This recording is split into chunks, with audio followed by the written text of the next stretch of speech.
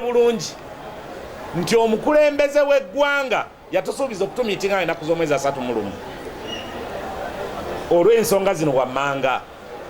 Ensonga ya Iflis okufuluma amaduuka egende mu factory, okola ku threshold eya VAT okugijja ku 150 million okugiteeka ku 1.5 billion. Emisolo gya kira abantu bangi babadde tebakyasuubula, abasuubula t-shirts, machines eza printing, items ziri 47 n'ebintu ebirala bingi omuli bakama baffe ba investors abajja okukolera wano ebintu nga babikola ennamanve ne babitambuza from one place to another nga baterola eggwanga lyonna dduuka ku dduuka. Ensonga ezo ne values okubeera standard withholding tax n'ebirala omukulembeze w'eggwanga yatusuubiza nti agenda kubyogerako ng'ennaku z'omwezi 31 omwezi ogw'omusanvu kyekibadde kitumulinza.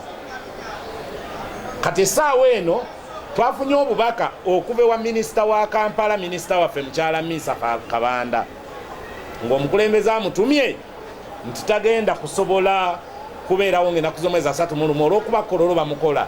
Nange sikiwakanya, kololo akolebwa. Obubaka obwo tebwazze mu buwandiike, omukulembeze waffe yakommunikatinze through WhatsApp. So mu mbeera efaanana bwetyo iffe ne tukomawo olwaleero tubategeeza abasuubuzi bye bagamba, kubanga ffe tuli lutindo olugatta omusuubuzi wamu ne ba government officials. Kati lino eddoboozi tuliweereza eri gavumenti nti abasuubuzi bennyamivu mu kaseera kano olw'okuba bamaze ebbanga ddene nga tebasuubula, nga balindiridde omukulembeze w'eggwanga kyajja nakyo nga 31. Kati bo bagamba nti ne lwankubadde kyonna kyekiri omukulembeze waffe ne lwankubadde tetufunye mukisa gumulabako, naye amaduuka gagenda kubeera maggale ng'ennaku z'omwezi 31. Ne bagonzagonzaamu ne bagamba nti tewali buzibu, asobola okugenda ku radios oba ku TVs oba ku social media platforms omukulembeze w'eggwanga n'akommunicatinga research eyo gye yafuna ne bw'aba tazze kubalaba. So bagamba amaduuka gakuggala ng'ennaku z'omwezi 31 omukulembeze w'eggwanga asobole okujja ababuulire way forward baddemu okusuubula. Era ne bantuma ne bagamba nti bo support ya gavumenti baali gyagadde, naye si kati kabasooke batereeze policies kubanga balabye n'abakozi factories nga zigwa awo balyoke ensonga eryoke ekolebweko byebyamu.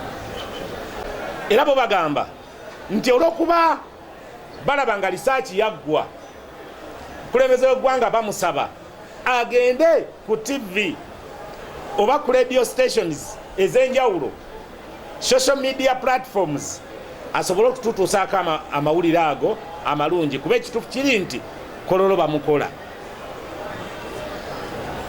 Kati essaawa eno bakwamu akafaananyi ebbanga lye bamaze nga tebakola nga kigenda kuba kibakuba enkyukwe okulaba ng'omukulembeze w'eggwanga ensonga zaabwe tazikonyeeko. Era ne kibawaliza ne bagamba bonge ennaku z'omwezi 31 balindiridde mawulire okuva ew'omukulembeze w'eggwanga ku TV oba ku radios ez'enjawulo ne social media platforms. Era nga bagamba bo ebikola bagenda kubiwummuza wansi, amaduuka gagenda kubeera nga maggale nga 31, basobole okulindirira amawulire ag'essanyu okuva mu maaso, okuva mu ofiisi ey'omukulembeze w'eggwanga. Bwe batyo ng'abasuubuzi bwe batutumye, naye nga bennyamivu nnyo kubanga babadde balindiridde omukulembeze waabwe n'essanyu eritagambika. Ffe ng'abakulembeze tuli batume, amawulire ge tubaleetera bali abasuubuzi ge babeera bagambye. So ffe ng'abasuubuzi tukkiriza tetuli bamenyi b'amateeka ku bikolwa bye tukola ebbanga lyonna. Tetwokya bipiira ku nguudo, tetukola bikolwa ebimenya amateeka, wabula tukola kimu, kuggala dduuka lyo noddeeka. Sebo bannyabo wonna wooli, amawulire ge wantumye ng'omusuubuzi nga tuusizza gye galina okulaga bye byange.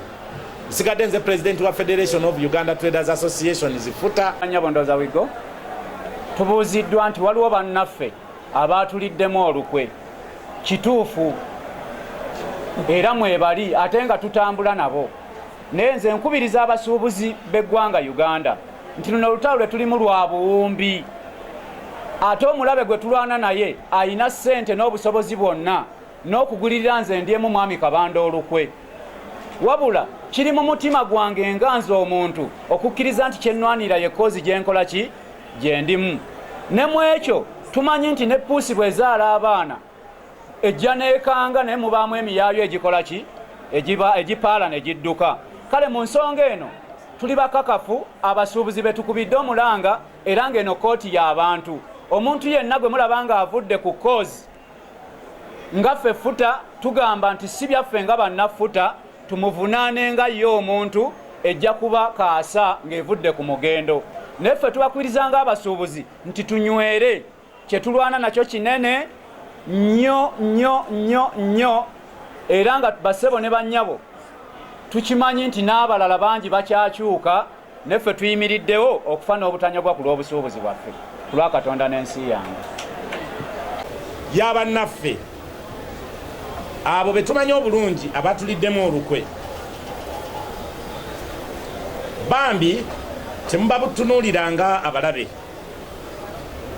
abo basuubuzi bannaffe naye babakozesa bukukozesa nga tebabalaze nti nabo kyebakola kibafiiriza. Omusuubuzi aba amanyi omulimu gumu kusuubula ne bwakola bitya gambye ne bwagwa naggwamu n'atuuka ku levo ekola obwa houseboy era olumala okuzikola eyo ng'azireeta ng'addamu asuubula. Kaakati tukubira omulanga abasuubuzi mwena mwena okwetoloola eggwanga nti muleke kubeera diverted, ffenna tubeere focused ku nsonga zaffe ezo challenges affecting traders era nga tuli ready okuziteekako omulaka paka nga tufunye obwenkanya. Temubeera diverted ku abo ba propagandist nebyo bye muwulira. Ffenna tubeere nga tuli ku goal emu yakulaba butya bwe tununula omulimu gwaffe kubanga kino kye tukola kiyamba ne gavumenti.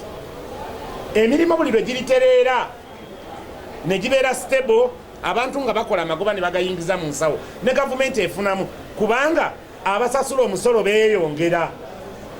So abo n'atasuubula naye ng'olwanyisa abasuubuzi tukusaba weekube mu mutima kubanga zino sente eziva mu busuubuzi ze zigenda okubbulula ku buli nsonga yonna mu ggwanga lyaffe. Mwebale nnyo.